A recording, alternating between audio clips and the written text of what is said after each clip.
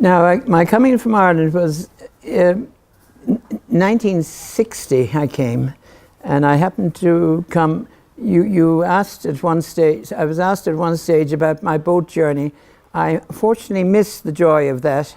I came by air. I was the first to come, first I think Irish missionary to travel to come by air, but I came with somebody who was coming back, who had been over for health reasons in Ireland, and I travelled with her back. So it was a long journey because the plane didn't have enough petrol to come all the way to Nairobi. It had to land, I think we landed in Entebbe. That was my first landing in Africa. So you must have had a few stops before. yes, then it came, we arrived in Nairobi. And in those days, people were out on the top. You know, Nairobi airport it had a flat roof. It was about a 2-story building. So people were on the flat roof waving to you as you got off the plane, you know? In Eastland. So you felt somebody was there to meet you.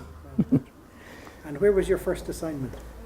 Musangari, yes. I came, Musangari, and I remember thinking, gosh, I have to learn another language. And I'm not a language, I'm not an academic person on languages.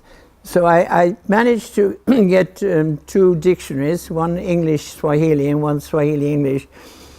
And then people said, well, really, at that time, you see, we did have the segregated schools and systems of education here. I think the history of Kenya was, there was the African Education Department, the European Education Department, the Asian Education Department, and the Muslim Islamic education. So there were so I was landed into the English system. Now, being Irish, I wasn't very comfortable. I didn't understand the English system of education. I came from Ireland, where we had 6 years up to leaving cert. But here we had, I can't remember the names now, but I remember trying to work it all out. And the syllabus, of course, was all different. Now, my teaching experience was geared towards the Irish system.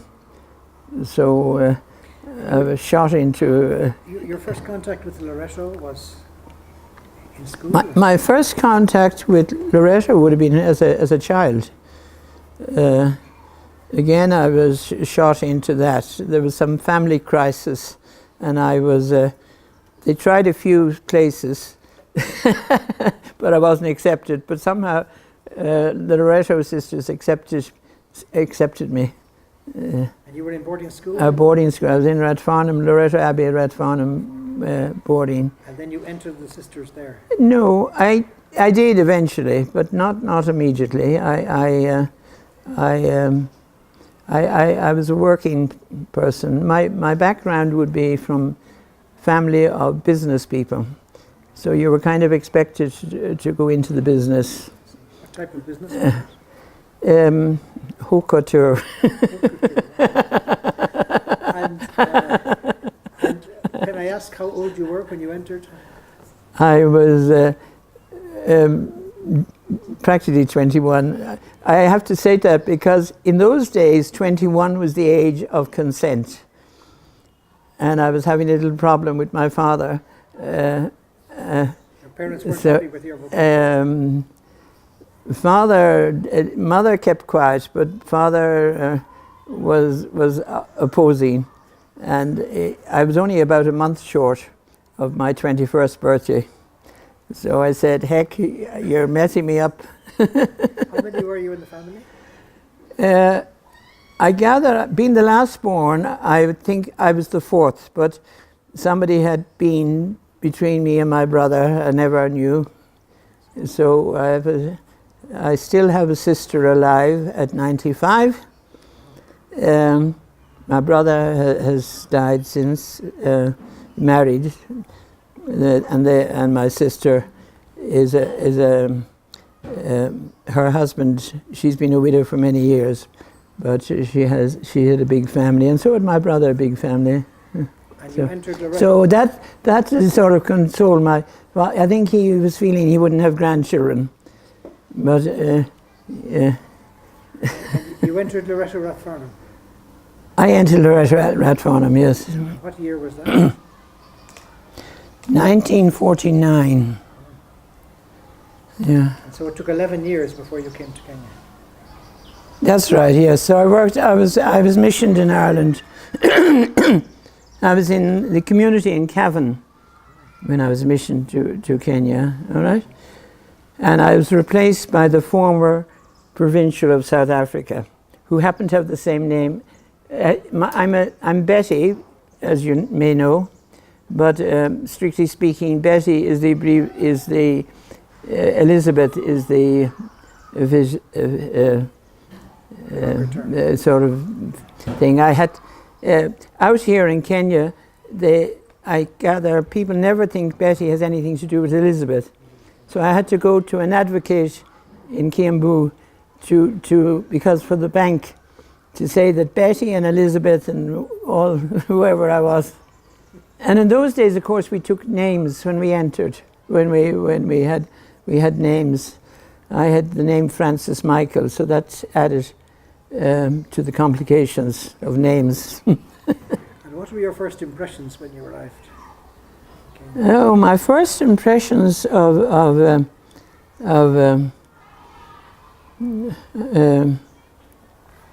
I was amazed I didn't have to get on top of Swahili, you know.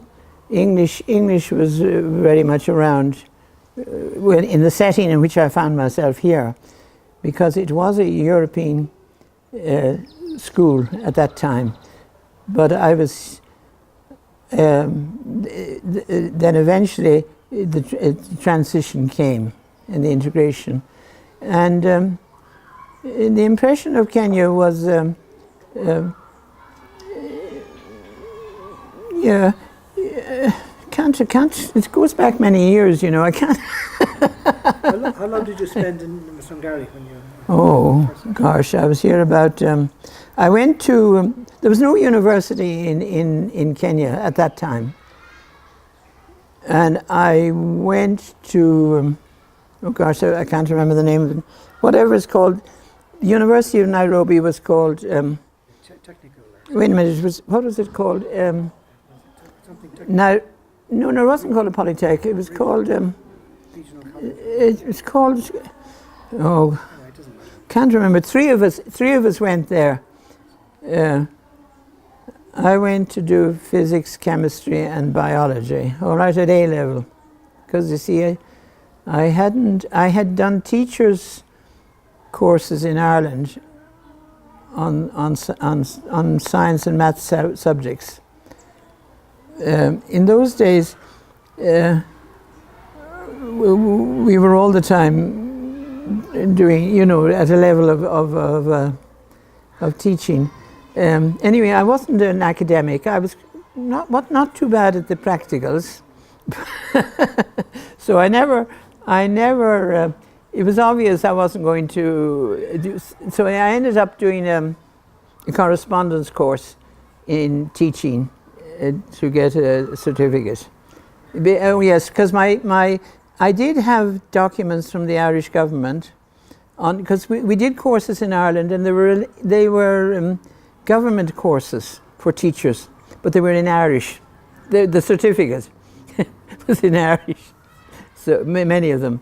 So they had to be translated, and anyway, so I did a course I did a correspondence course from a place in England, and because you were coming, I said, I can't remember the name. I think it was ACP.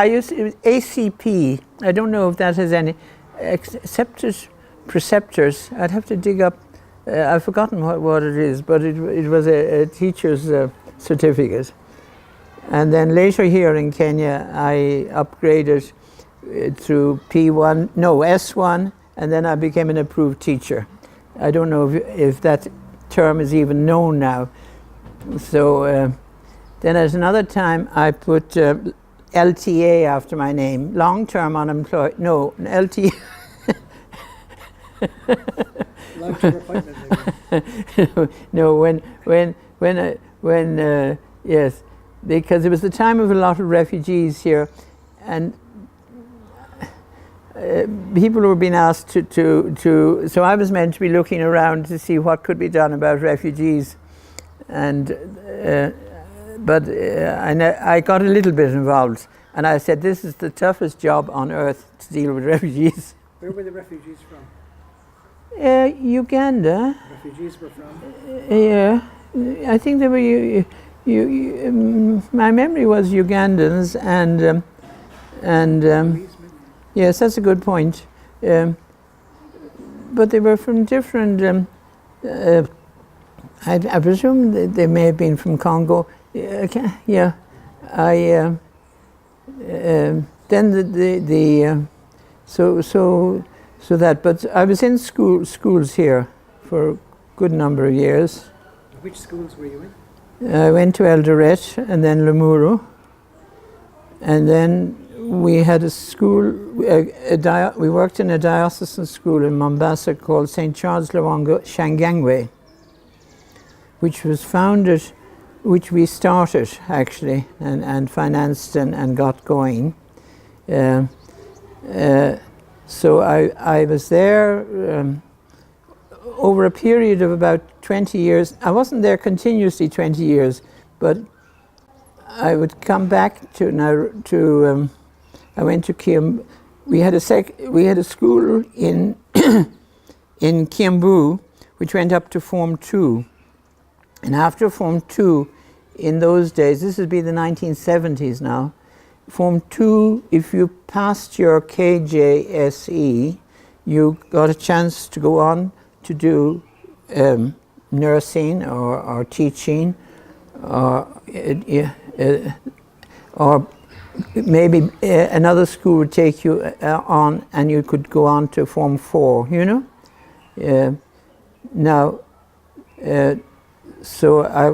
That school, so we were phasing out that school because I think that was about 1972, I think, if I'm right in dates. We converted that school into a secretarial college, and I was there for that, the conversion and working into a secretarial college in Kiambu. Now, we didn't own the buildings. The building had been built for a bar, and the Kiambu people said they didn't want a bar, and we went in and ran a school in it. It was known as the Red House. But it also became known as Colombiere School, because Colombiere was the founding, our 98-year-old sister who is here. Our 98-year-old was there.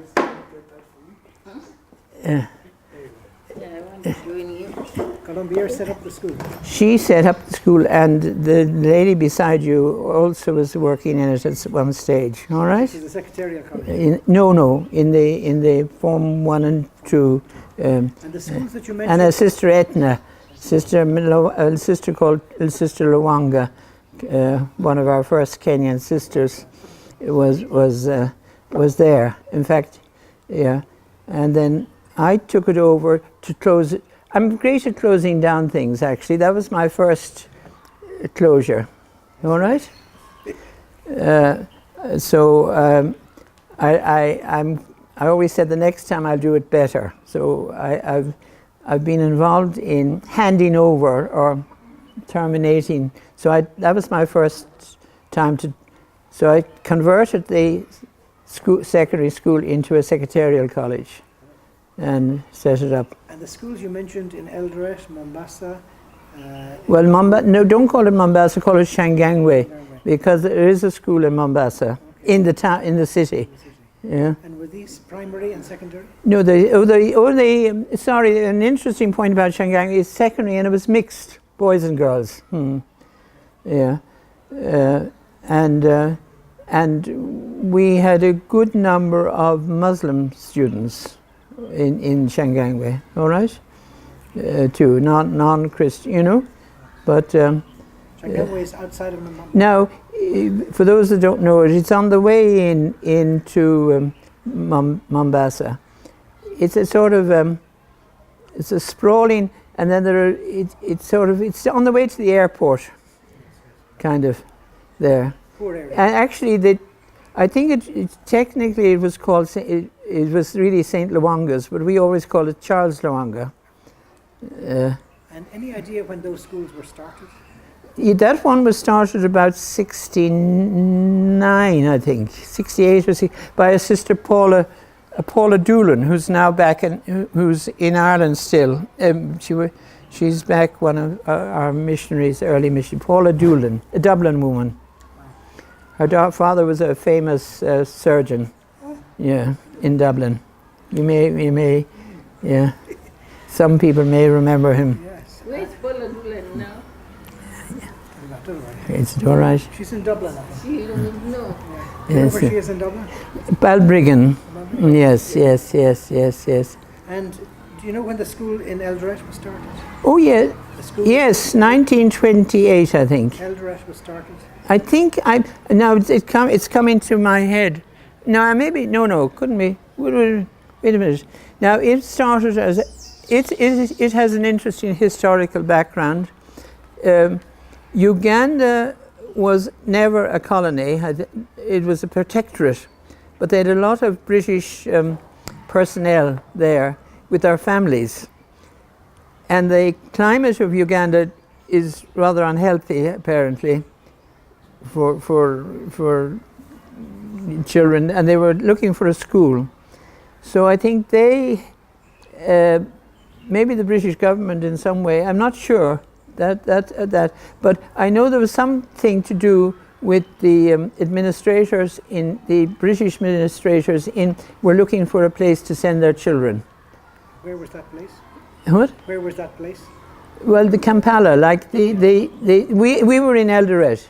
Like they had, now a famous family here donated land to us, In Eldoret. and I should know their name. Well, Judy O'Shea's, and he was somebody who was involved in the Kenya. In those days, the Kenya Railway. You know, East Africa was very well linked. You could move from Uganda, Kenya, Tanzania, and use the same money and the same stamps, the same railway. You know, it was it was easy to move around. So the O'Shea's donated, I think, 20. I suppose they were talking in acres in those days or something. They were an Irish family? An Irish family, yes. This is in Eldoret. And Judy is still here in Nairobi. She's Mrs. Payne, Judy Payne. She comes here often to what's called the Catholic International Community on a Sunday, an international group that's here. And what year was that, Eldoret? Now I don't know why I'm saying 1928. Maybe 1935. Wait a minute. Either I could verify the date of the opening of. I must verify. I will verify the date of the opening of Eldoret. Might have been 35. I know why I'm saying 1928. It means something else. And was Eldoret the second place after Musangari? Oh, that's an interesting point. I think it was, yes. And then Limuru, What year was Limuru? 36, I think. I should know because part of my studies, when I was doing that ACP, I did a lot of reading of the history of education in Kenya, and I read a lot of education reports. But please don't ask me what. Did you work in Limuru? I did briefly, yes, in the late about 1968, I think, late 60s, and I can't even remember how long. So that's Was there any school that was more difficult than others? Or were they all the same? more difficult. My work with the my work in Nakuru with children who were not in school. Children at risk. Not that the children were more difficult, it was the diocese that was more difficult. I said, never again. And in Limuru in those days, that was a school for African girls. Oh yes, well, yes. It was Yes. a school for African girls in. Now, the Alliance was the first, a government. And because we have started a new centre in a place called Isinya, which is beyond Kitengela. She's been working at this for nearly 20 years. And there's a huge complex there on a piece of land. And she's just completed a month's course on what's called the Lumco course. Some people understand that word. They know what it means. And with a group of sort of people come from other countries to attend it. Plus some of our own sisters are in a go. So that was the first time for anyone to live in it and get it up and running. But it was built from scratch, the whole thing. So it's functionally built. She became the first African. Now she, with this Luanga Katala lady and Ephigenia Gashiri were the first Kenyan sisters in 1965.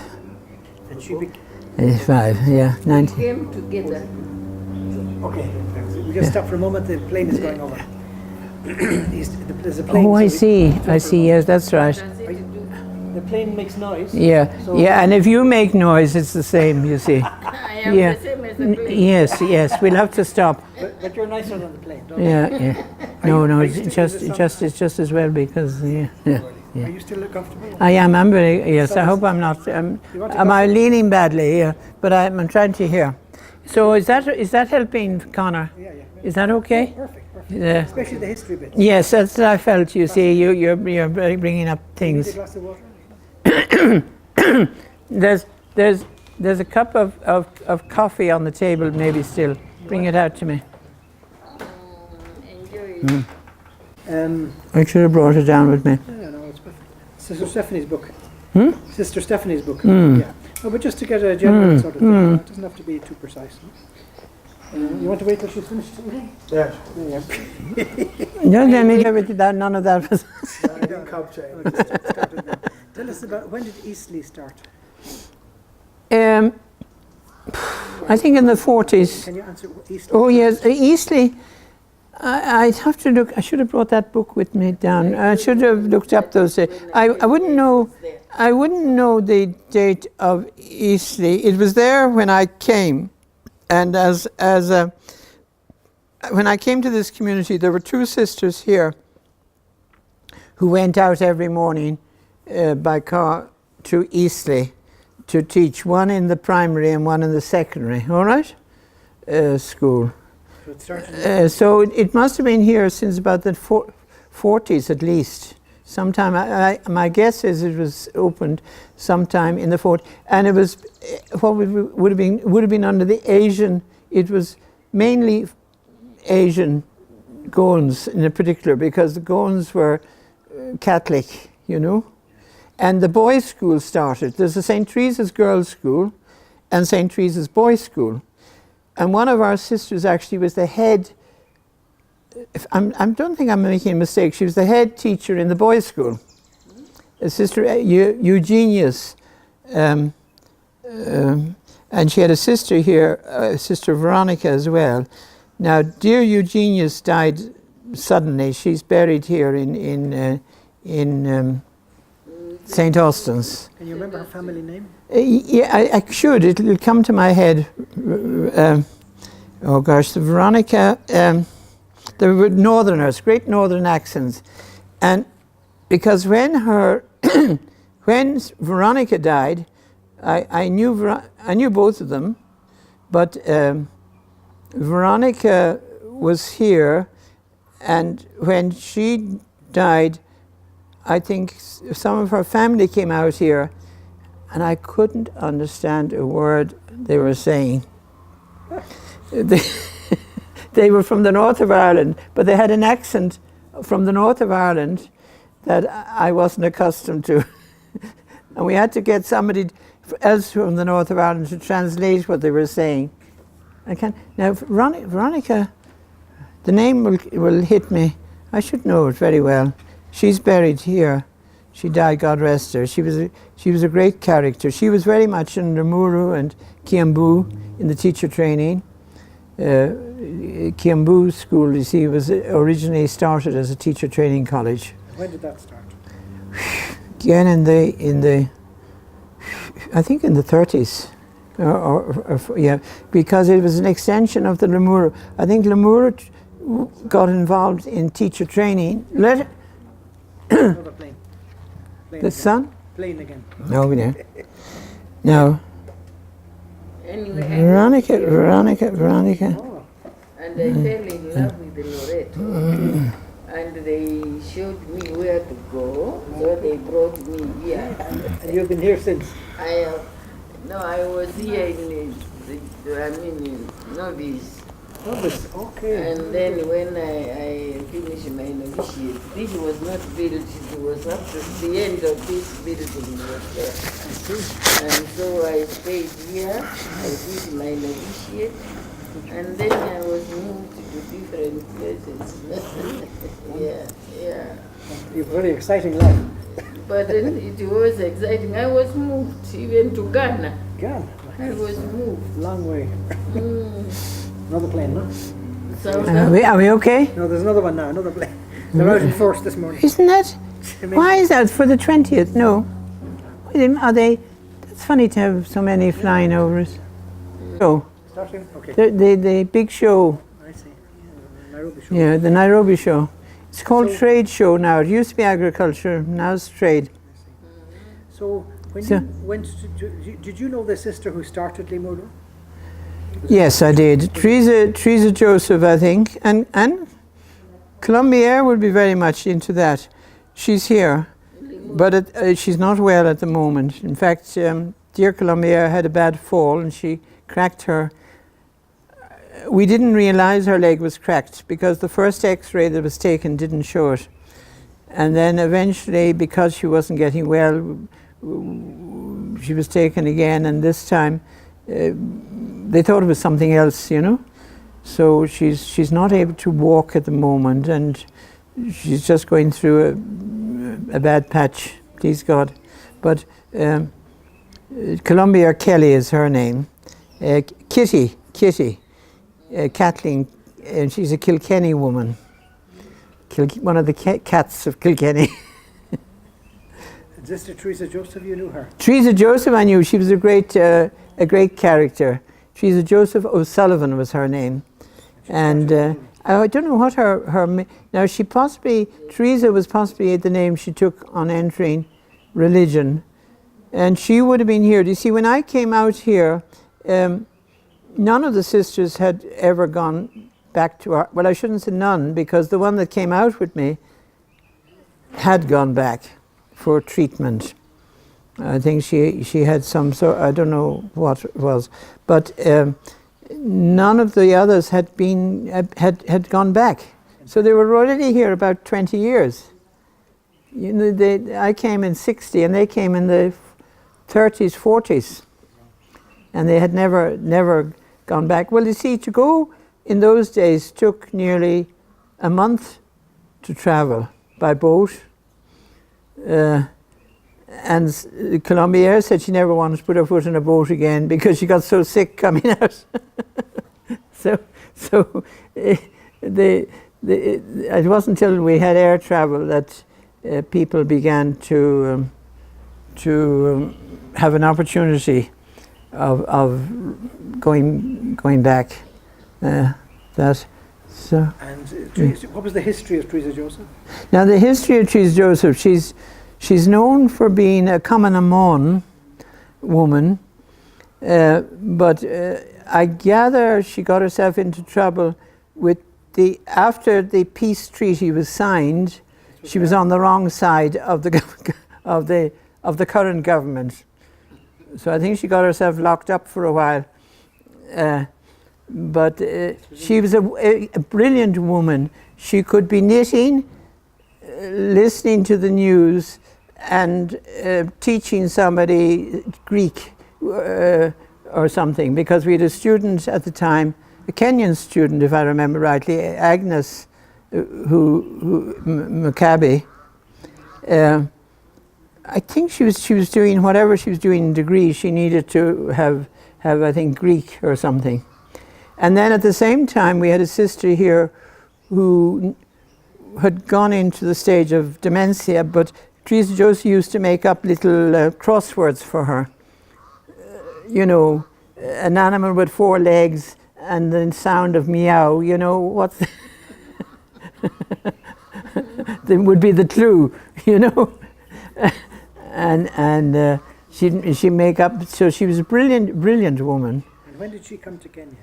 Oh Lord, she must have come, it'll be in the, I'll have to, let me get a copy. 30s. Oh Lord, she must have come in the 30s, yes, definitely. And what sort of... 30s, and they would have known the founding people. You see, the founding six sisters came here to start to take over. Well, there was this Borgia O'Shaughnessy, who was an extraordinary Irish woman who was in our Australian province, but somehow she seemed to travel. Now this goes back to about 1908, if I remember. I think I'm sure of the date. 1908 or so, she would have travelled to India, I think South Africa, and then put her nose into Kenya, and then went away. I don't quite know. Then back again in about 1914 or so, but the World War was on then, and met, I think, saw the situation, because there weren't many Catholic parishes in Kenya. St. Austin's was there. It's over it's a long history. And St. Peter Clavers. They were, I think, the only 2 parishes in Nairobi at that time.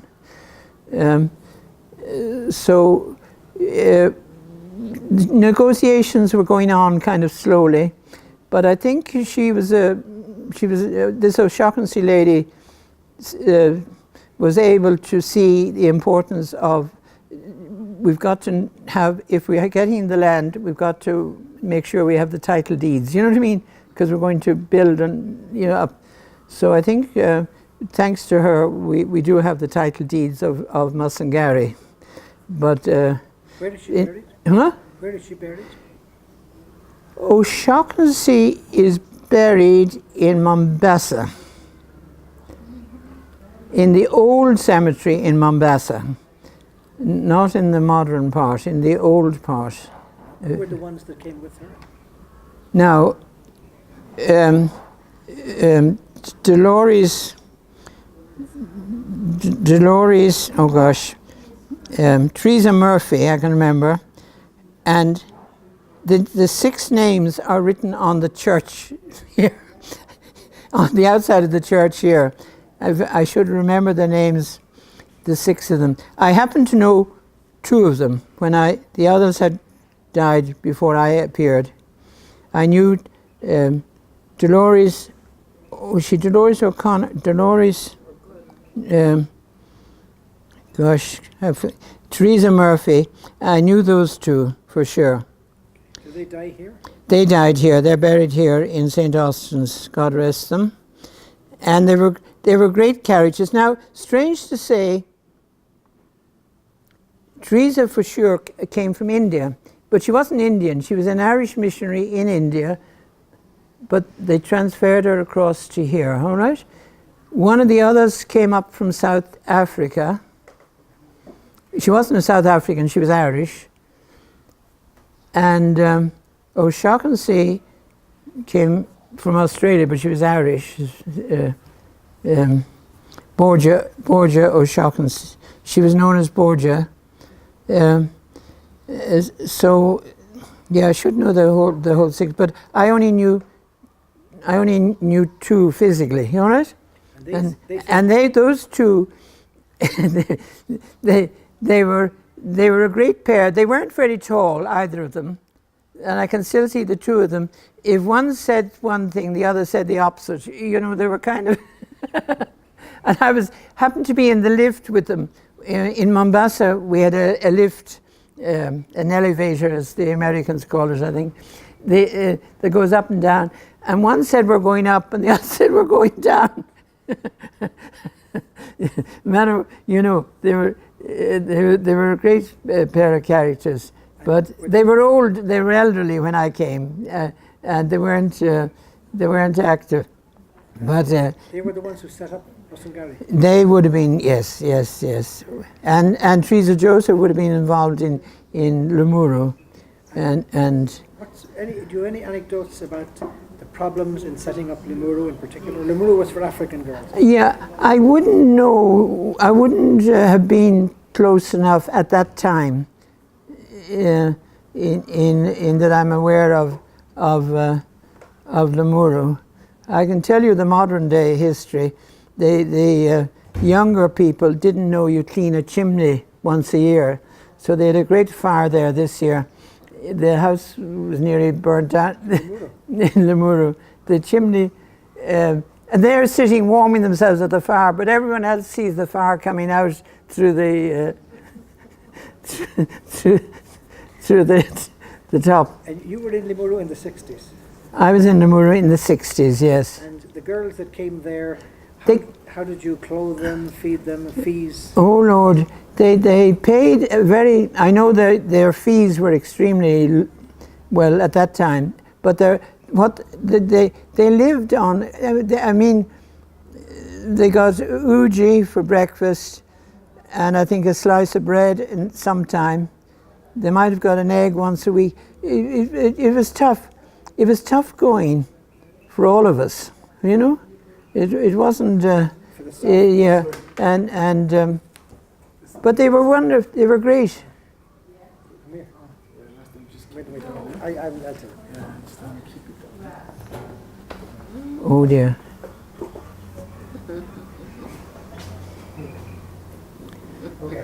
Are you okay? Yes. Is that another aeroplane? No, it's Sister Katrina on the telephone. To the president, probably. Yeah, okay. I went to Kiambu for teacher training. Fantastic. The sisters were guiding the teacher training. Yeah. And then I fell in love with them. Katrina! Then they told Katrina! She's there. I was just thinking I'd get Veronica's name. Anyway, me, Veronica, go. Eugenius. Then they talked to a priest who was Oh gosh, what's her name? Veronica. I have it. Brady. the governor. I have the name, Victor, of that sister, Brady. I'll say it, I'll go back on that bit. All right? So I was the first. In fact, I visited her hometown when I was in Ireland. I visited her family, you know? When was that? Yeah. When was that? In the north of Ireland. They were from the north of Ireland. Two of us who started the African group. fantastic. Yeah. For the corner, we can continue. Am I on? Yes. So Sister Veronica Brady. Brady, yeah. So she was one of the first ones? She was one of the first. She was pretty early. And her sister Eugenius Brady. Two very different characters, completely different. So they came here in what year? I wouldn't. It would be in that book. I have to get that, though. I can get those dates. Yeah. Now, am I on? Yes. Okay. I was talking about Veronica earlier. Her name, she was Brady, and she's from the north of Ireland. Now, the exact town she came from, I actually visited some of her relatives at one stage. I made it a policy when I went, because I'm somebody who did eventually go back quite often. I had a friend that lived near the border, and I always liked to go across the border to see what's going on the other side. Mr. to get back to Limuru, And how did you find the fees for the girls in Limuru? the fees were only a couple of hundred. They were like 150 shillings or something. So how did you, Yeah, how did you support Oh, I them? don't know. I don't know how. I wasn't in administration as such. I was I was teaching. There was a sister who was known as Sister Domitilla.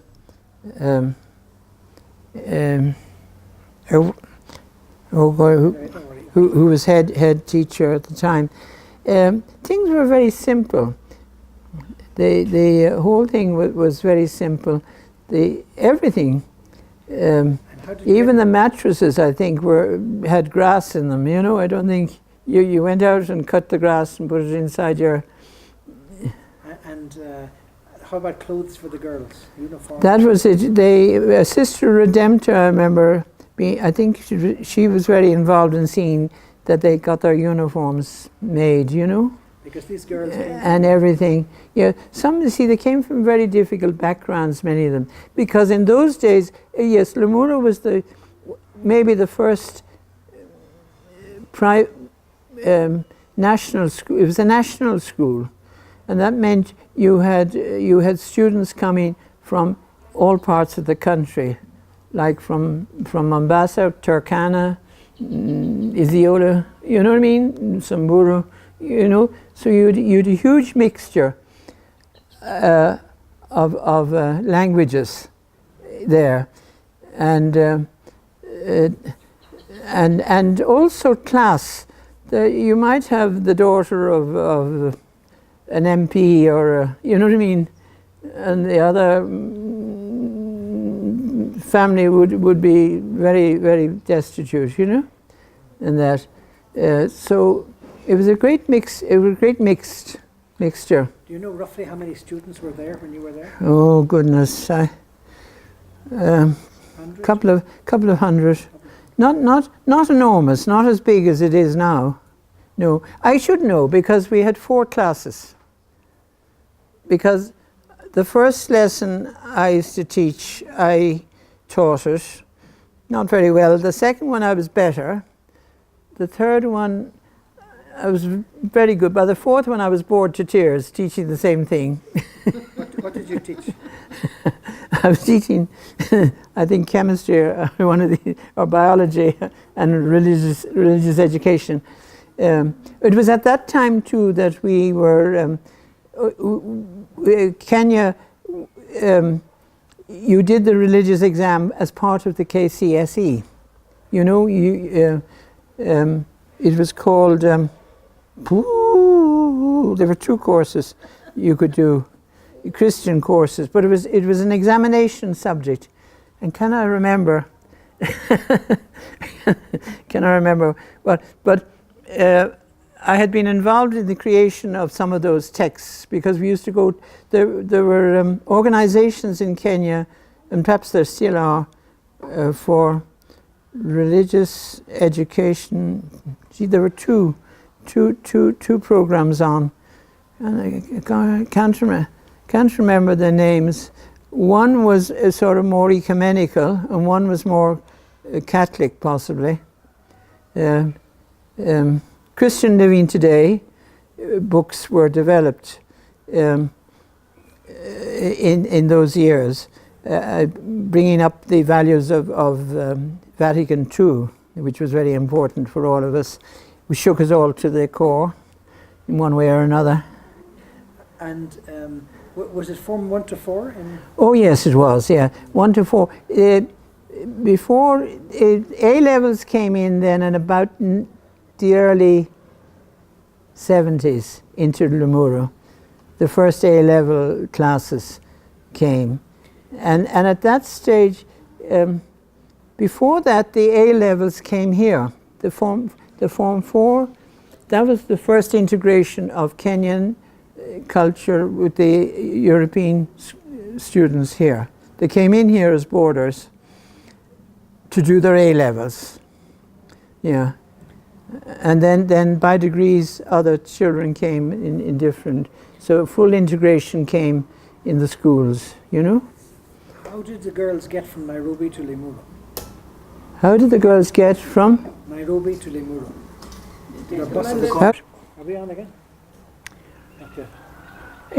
You see what? Gosh, I don't know how they. I think we had buses. We had buses, you know. We didn't have matatus. That the matatus only came in the time of Kenyatta. Are we on? Because he gave them their name, I think. So. That. So I mean, they came out in the public bus past the gate. How the public bus? Yeah, public bus would pass the gate. And the train, they came by train, because the train stopped in Limuru. Was that a reason for choosing Limuru, or was the Gosh, Holy Ghost? I don't know why. I think we were right on the parish grounds, you see.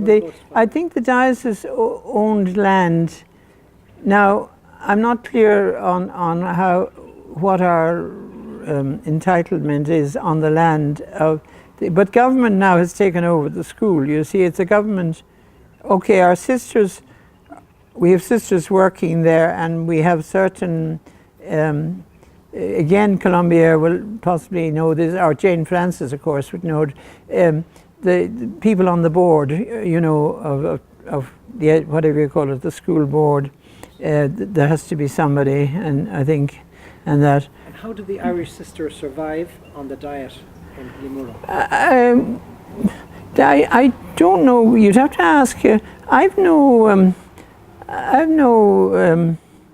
memory. We'd simple diet. I mean, we would have had porridge and bread and meat at some, you know, and that, and fruits, of course, from Limuru market. And the nuns had the same as the girls? What? The nuns had the same as the girls? No. We had our own diet. We had our own. No, we had our own diet. Our sisters currently up in South Sudan now. They take the same diet in the middle of the day as the girls, because it's cooked, and it's a way of seeing that it's cooked properly. And when I was working in my own work, I would take whatever the children were getting as a way of knowing that it's cooked properly. And did the girls in Limuru play any sports, like hockey? Oh yes. They were great hockey players, and I was their hockey coach. No. And when people would come from Nairobi to play, you see, Limuru is high. It's about 7,000 feet high in feet. And when people came up from Nairobi, which is, you know, it's known as 5,000 feet, talking in feet still, they couldn't make out how they couldn't run. You know, the Limuru people could outrun anyone coming up because of the altitude. You know, it had so yes, it was high. Yes, they were very good. They were very good at hockey, in particular. And we had at that time in Limuru, as well as the school, and maybe that it needs to be captured, we had a little hospital. One of our sisters ran a sort of a clinic. It was really a maternity hospital. Now, it wasn't for the school, it wasn't for the girls, but it was for the people of the area. But it was also served as a whatever you call that thing in a school if children were sick. Dispensary. An infirmary, sort of, yeah.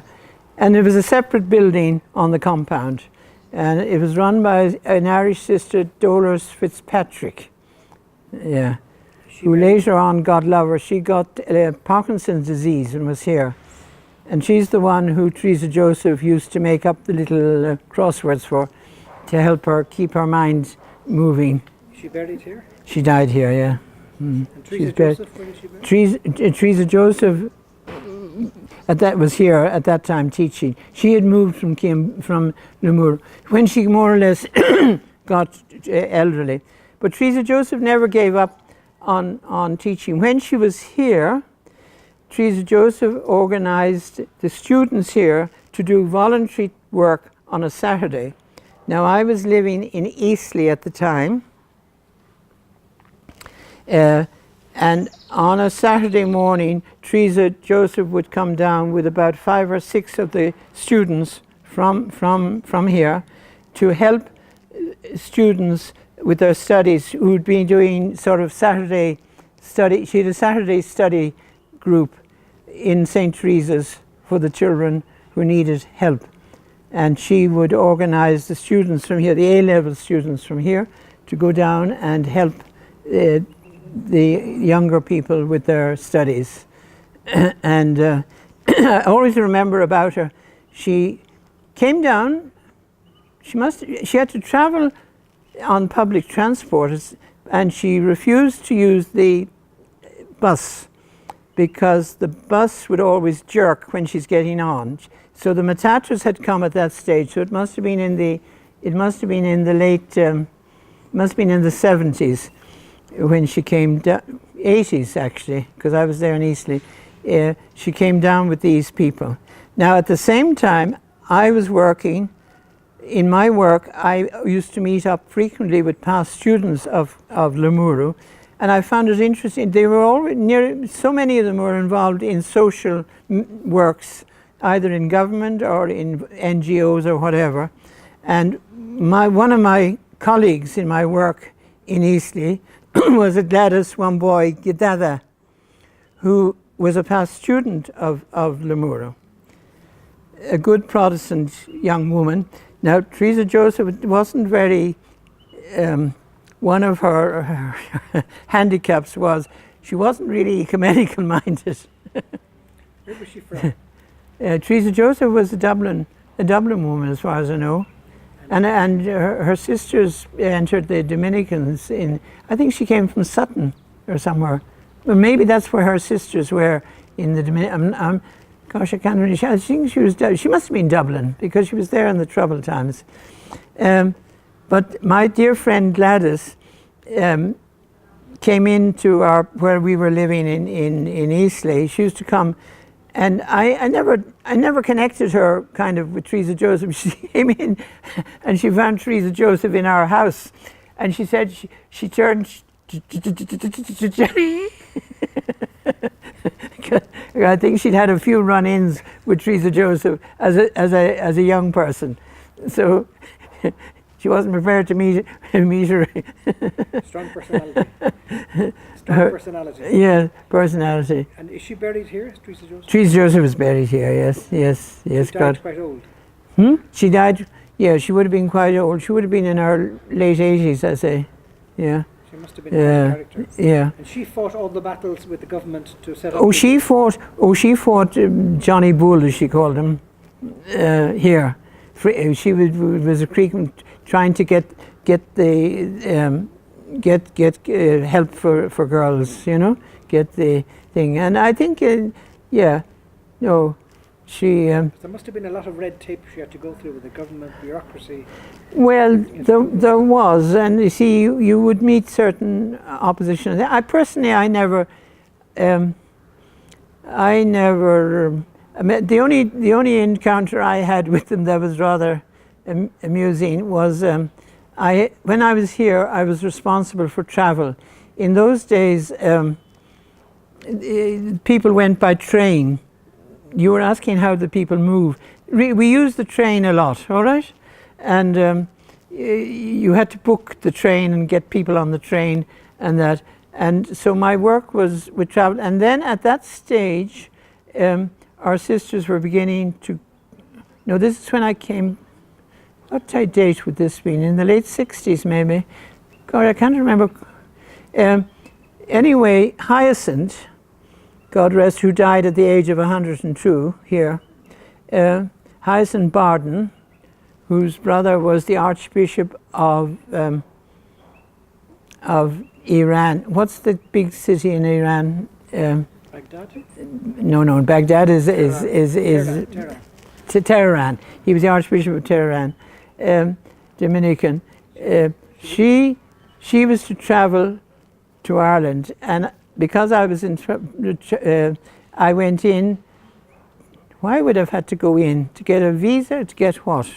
An exit permit maybe, I don't know what, with the British. No, it must have been before independence that I had to do this, because it was the British. And I went in with her passport. You had to get something stamped, I think, to get out of the country. Yeah, in those days we had to get an exit permit. Hyacinth Barden was Irish. Now, what? Hyacinth Barden was Barden, yeah. Irish. So I go in with Hyacinth Barden's passport, and they look at it and they said, when did she come to the country? I said, I don't know. Well, it said, it doesn't, she hasn't come. She can't go out. It's not stamped that she came in. So I come back here to ask Hyacinth. I said, Hyacinth, when did you come?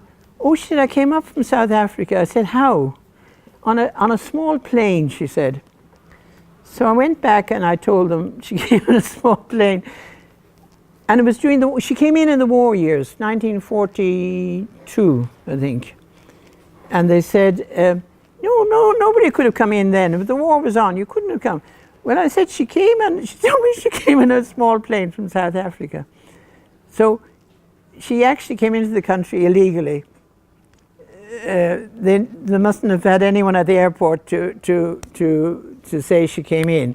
So she couldn't get an exit permit to go out because she hadn't come in. But anyway, somehow we sorted it out.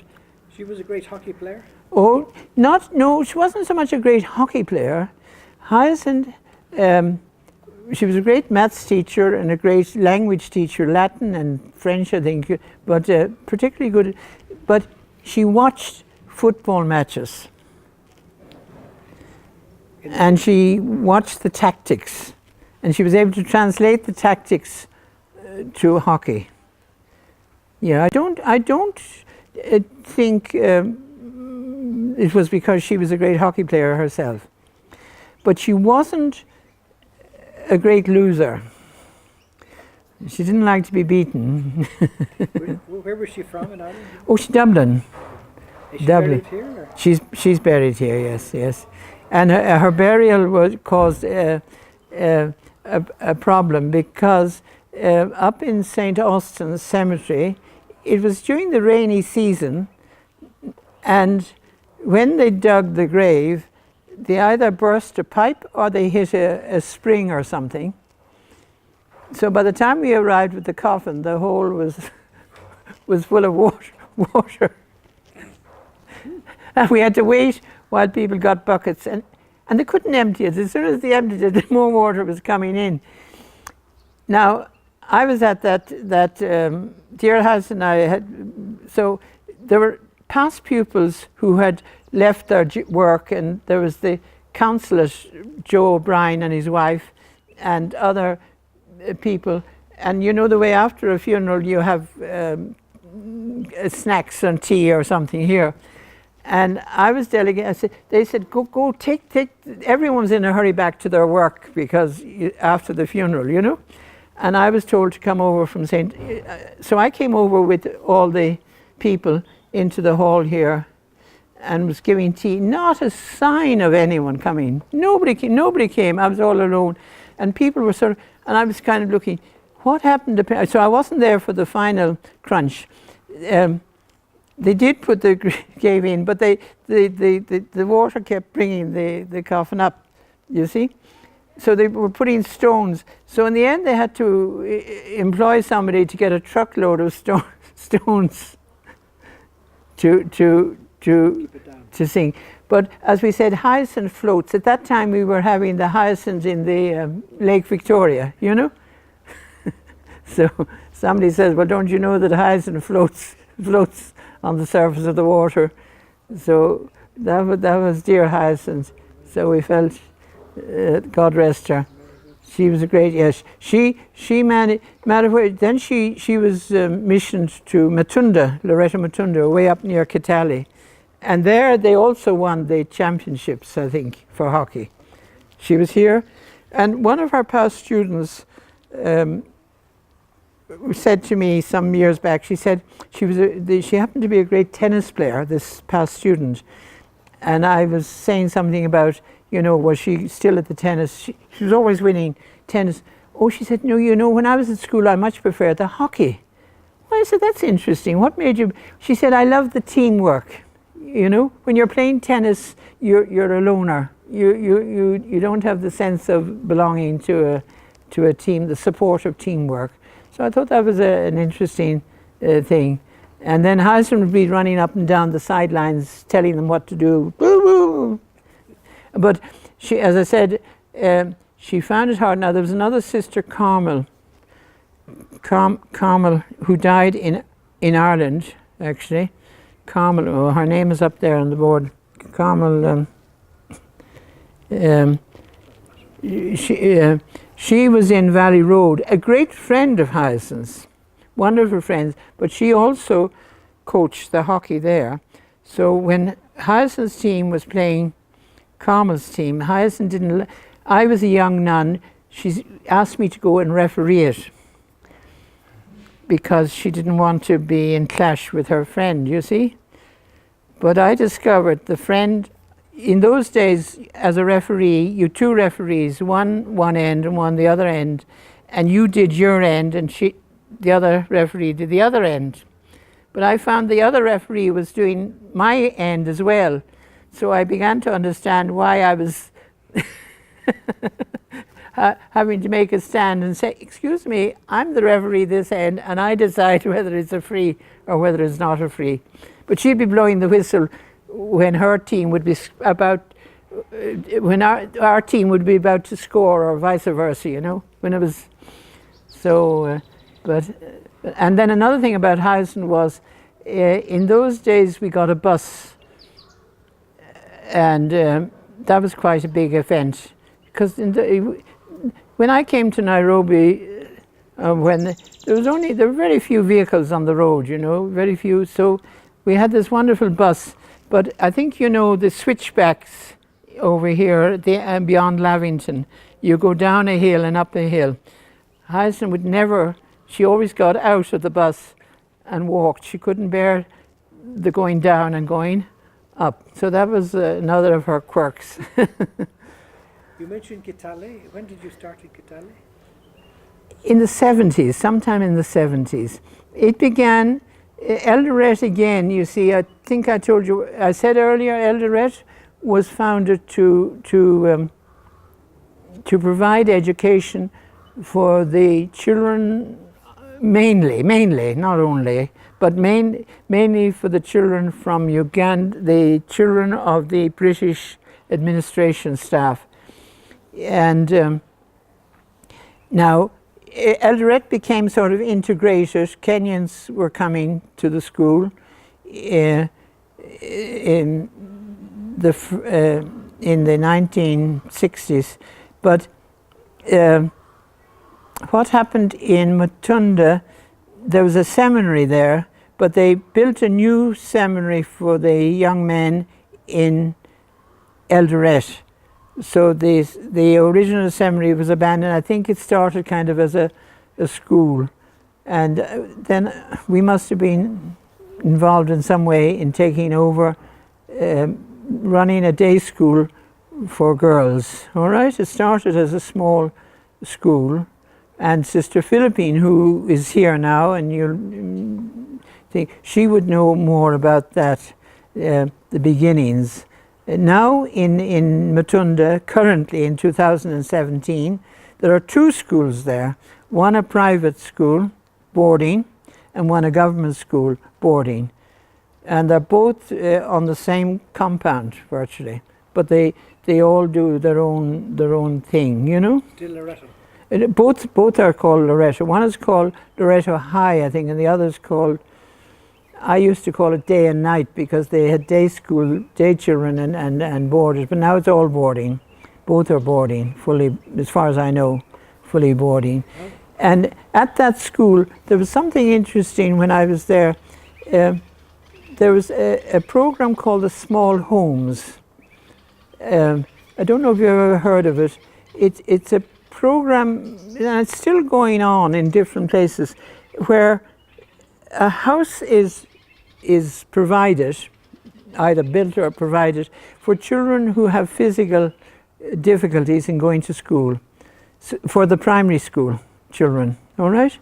and a sort of a mother is employed as a mother of the house, so that the children are very near their school, sort of what we'd call really a hostel. And I remember in Nakuru diocese at that time, Matunda would have been under Nakuru. Nakuru was a huge diocese, but then it has split into 3 dioceses, I think, since Kericho and Turkana, I think, and Kitale and Eldoret and Nakuru. Or either it was an Eldoret diocese. Anyway, whatever it was. But I remember they been very impressed by these small homes. I thought it was a brilliant idea, you know, to give the opportunity to children who possibly they were the people who had got, you know, we had what do you call that disease that cripples you? Polio. Quite a lot of children were affected by polio.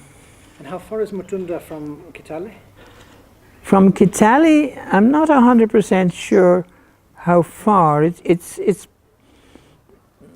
I'd say it's about 15 kilometers. My guess. I'm not terribly sure. Kitale is nearer than Eldoret to it. Eldoret is about 20, I think, kilometers away, but it's tarmac road, I think. And when you were working in all these places as a teacher, what did you do in the holidays? Was there? Oh my God! In those days, you see, we weren't. In those days, before we were rather enclosed. You know, we didn't. We had to do all the cleaning of the house and curtains and repairs and different jobs. We used to, we'd go out for an outing and we'd go out to visit. When I was in Eldoret, we used to always go maybe across the border to do some shopping in the town that was just across the border. Can't remember the name of it. Malaba. In Uganda. There was a bookshop there. We used to go. That was a long journey. I mean, it would, you know, the road wouldn't have been tarmacked, you know. The road to Eldoret wasn't tarmacked, you see. From here to Nairobi, from Nairobi to Eldoret was a journey and a half, you know. It was, we used to call it corrugated, Murram, and you were likely to end up in the ditch. I never did, but many of our sisters have had experience of the vehicle. And the sisters would drive. And in those days we were wearing white habits, so if you got mud all over yourself, it was a nightmare getting because the Murram has iron in it, and iron stains are difficult to remove, you know. And would the sisters drive? I personally was a driver before. I was a driver here. We didn't have vehicles to drive, of course. That was the we would have a school combi or something. Yeah, you would drive, but you also, yes, we would have drive, but usually you had yeah, we did. Can't remember the exact detail. If it was needed, you were a driver, you know. But we didn't have that many vehicles here. We had when I came here in the 60s. I have no record. Oh, yeah, we would have had the car. There would have been the car for going to Eastleigh, and then, yeah, I do remember having to get a car. Hughes. There was a famous Irish man here called John Hughes, and he promoted the Ford cars. So we had Ford was a great car here in Kenya in the early days. Then the French came in with their Renault. Now it's Toyota. And when did Mombasa start? 36, I think. If I'm shot in the dark. Same time Now, as you- it didn't start where it is now. Mombasa was in a house right in the town, opposite the cathedral, and when I went to Mombasa first, which would have been about 1964, they had just moved into the where they are now, which is near Lyconi Ferry. And they'd moved from a house in the town, which I only knew from the outside. But I know some sisters. There was a sister, Maureen O'Connor, a Kerry woman, who died in Ireland. She told me when she came to Kenya, she was appointed. She was missioned to Mombasa. She never came up. She got off the boat and she stayed in Mombasa. And she said, I don't think they had much furniture, because I remember saying she used to sit in her trunk, and there wasn't much room in the room other than wherever they were, small. And then they managed to put up the building. Teresina Shields, her cousin, Teresina Sheen, also a Kerry woman. And there was when I came to Kenya, I'm from Dublin.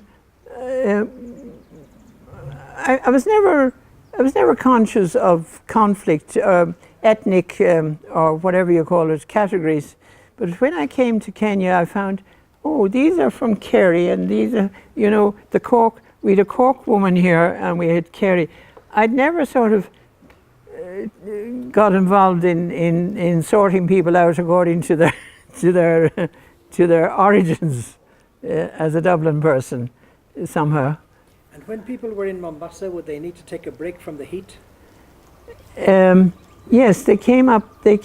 Yeah, those of us who were here went to Mombasa to take a break. We went away every year for a holiday.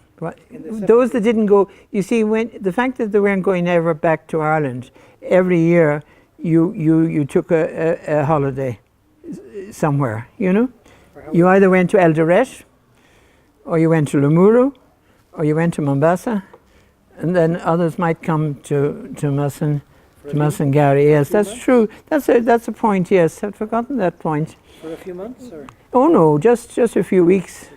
About 3 weeks, 2 or 3 weeks. But that would have been later, because in Limuru you said you didn't go anywhere. Oh yes. Oh sorry. No, when you asked me the school holidays. Oh no, you had your retreat time, and you had your 2 weeks or 3 weeks holiday. So when I'd be in Limuru, I'd go off down to. Well, I went to Mombasa. I know I was at least 4 years, I think, in Kenya before I saw the sea. And now I grew up right beside the sea. Where I was born was in Dublin Bay, Monkstown actually, in Dublin. I could see the sea from my window, So it was. I can remember something in me jumped when I got the smell of the sea again.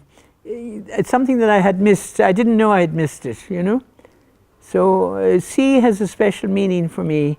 I realize it's part of my origins. And where would you do your retreat? In those days, back now, an interesting point. We had communal retreats here. So we came here to Musangari for our 8-day. We did 8 days retreat here as a total province, everyone. All right. And in those days, it was mostly preached. Then later on, we had moved into spiritual direction. That all transition period. Did you ever know Wangari Maathai?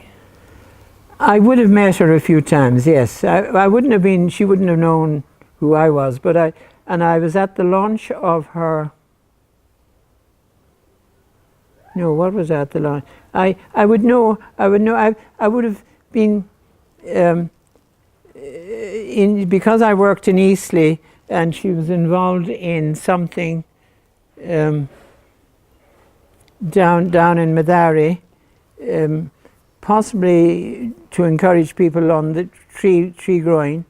And at that time, I haven't really told you about my work in Eastleigh, but I'd had a clash with a famous character, MP, called Mr. Whyte. At the time I was working with the Induga Society, all right? And I was involved in non-formal education program in Madari, in the Induga basic education, in the Induga program, nearly opposite the air base, somewhere down there. It was Madari, and dear Whyte had I think, I don't know, did he, anyway, he became the MP, but there was something, I think something had gone wrong, and then I think it was appealed and the votes were recounted. I can't remember the exact detail, but anyway, he happened to come into the compound and he met me and he said, I'm coming, he said, I want that classroom and that class, that we're going to have a celebration party here, and that room there and this room, and he started pointing around. And I said to him, I said, I'm not the person here. I can't allocate rooms to you. I'm not the, I said, there's a head office. You'll have to go to the head office and clear it up. Now, word went around Eastleigh that I had asked him for his ID. I never put my foot, I never put my foot again inside. They said, you better not be there. So I managed to rent a room somewhere in Eastleigh, but all my files and all my things were in an office. Now I was responsible for 4 areas, so the Madari one was one, and then there was 3 other places around Nairobi that I was responsible for, but all my files and everything. But I had one of the young people who, a very intelligent, very bright fella, but no way could he read or write. But you could send him on a message, he could do things for you, you know what I mean? So he was about 15 at this stage, so we had encouraged him to develop that skill, and he was kind of our office assistant, you know? He'd know where everything was, but he couldn't read or write, so, and his name is Gitao. So I say to Gitao, would you go into the office and get me this file and this thing? You see, so he used to bring things over to me, to the office that I'd set up. But one day he arrived over with the whole filing cabinet, you know, the whole thing on a matatu. And I looked, I said, good gracious, I said, because taking anything out of the compound, I always wrote a note for the Ascari. There was you know, now this goes back to the early 80s, all right? There was an Ascari at the gate, you know, thing. And I said, but how on earth, Gitao, did you manage to get past the Ascari at the gate, taking a whole filing cabinet? He said, I knew what you did, so I got your notebook and I wrote on it. But I said, oh, that's wonderful. I said, what did you write? Oh, he said, I just did this. But I said, what did the man at the gate say? But he said, I knew he couldn't read or write either. So he arrived, he put it on a wheelbarrow and brought it out to the matatu and got the matatu to bring it to the door. So life went on. But that was my encounter with Whyte. And Wangari Maathai would have gone to No, school in Liverpool. Wangari Maathai, as I said, I would have met her through Nuala. Nuala would have been, and Colombier, of course, knew her personally. But but it functioned. So why am I saying that? Because at one stage, yes, after that incident where I was ousted from Madari, all right, Teresa Joseph, I think, was meant to be, she would have known her, I think, as well. She was invited to some function and she wasn't able to go. And I was asked to go in her place, all right? So there am I sitting up beside, and who comes along beside me? But all the people who had, Sound here. oh, it's the thing in the kitchen, is it? I'm afraid it'll have to go on. That's our, our lunch. Anyway, maybe it'll finish. Is nothing up The there? noise in the kitchen is disturbing. Can we move somewhere else? Is it the noise? Is it the generator? No. Is it water? Maybe it's water. Maybe it'll go. Let quiet me now. see, is it upstairs? It's quiet now. It's the Is it the washing machine? I bet it's the washing machine.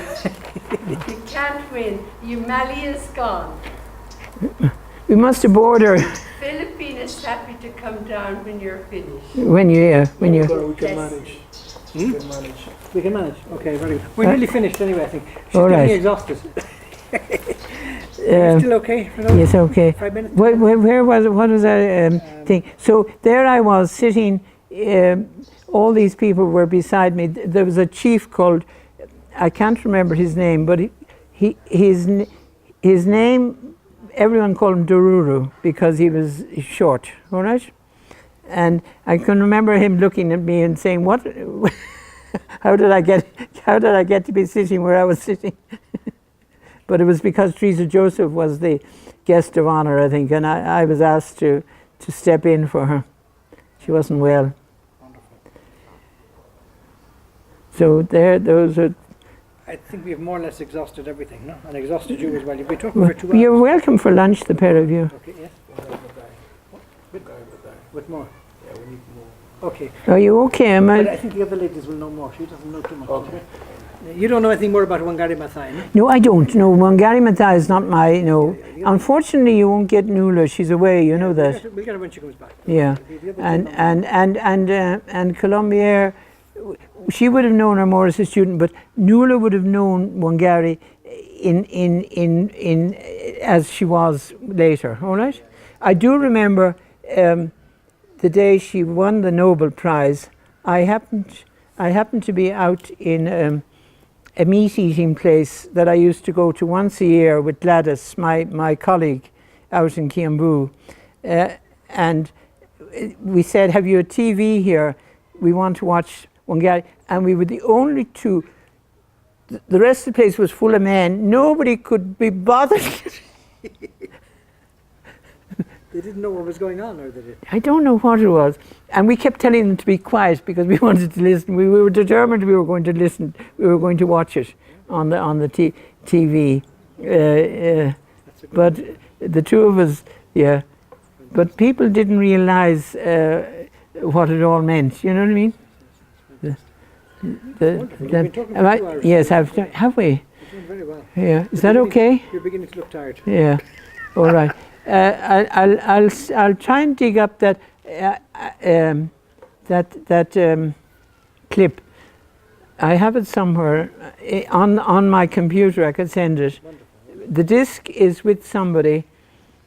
She was actually the children's officer in Kiambu, who is now working with World. What do you call that thing? Vision, World Vision. Maybe. World Vision. A wonderful woman. God bless her. Great. So yeah, and I sort of, but there were two. Yeah, there were a few articles. I don't know if it's any use. I have a few articles that were written on that sort of work that I was doing. Yeah, very good. Everything is useful. Is it? Yeah. Okay, I'll dig out what I may have, if there's anything. But yeah, the book will have those dates. You know. Yeah. I should have. Just to get it verbally. Yeah, and yeah. a I know. conversation, don't worry. I know. Yeah. Marvelous. Yes. Thank you very much. And thank you. God bless you. I hope. Yeah. If you think of more things later, we can get another go. Yeah. You're coming Yes. many times, Yeah. you see, Yes. from the others. Yes. Relax now. Would you like a drink now? No, I'm fine. Do you want some water or something? Want a glass of water?